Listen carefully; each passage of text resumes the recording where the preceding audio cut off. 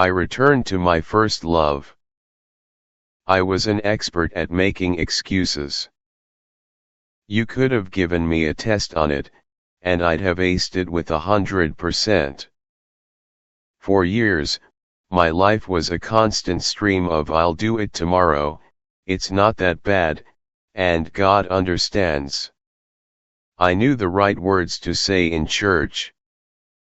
And I could even quote scripture to justify my half-hearted attempts at following God. But inside, I was empty. My faith had become a routine, a dry and dusty ritual. The passion I'd once felt, that vibrant, all-consuming fire from when I first believed, was just a memory. I'd replaced the thrill of true connection with God with the fleeting pleasures of the world, chasing after things that promised fulfillment but only left me feeling more hollow.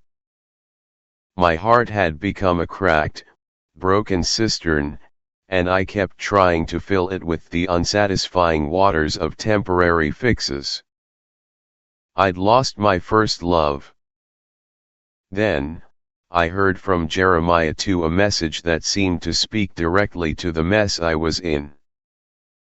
It wasn't a lecture or a guilt trip, it was an invitation.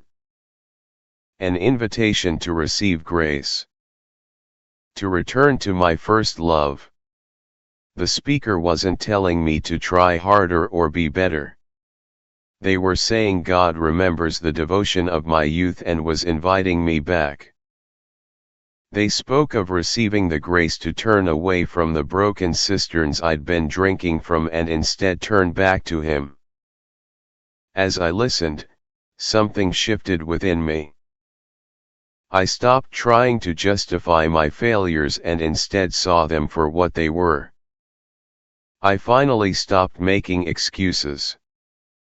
I recognized the deep, gnawing emptiness I had been trying to fill on my own. It was a raw, honest moment of truth. And in that moment, I let go. I stopped trying to do it all myself and instead simply said, "God, I'm ready to come home."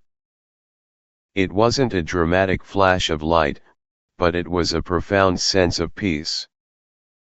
The weight of my excuses lifted. The guilt I had been carrying was washed away by a powerful wave of grace. My heart, once a broken cistern, was being renewed. I didn't suddenly become perfect, but I received the grace to turn away from the world's empty promises and return to the one who offers living water. The journey back to my first love has begun, and this time, I'm not carrying a list of excuses. I'm carrying a heart full of gratitude and a renewed passion for the one who welcomed me back home.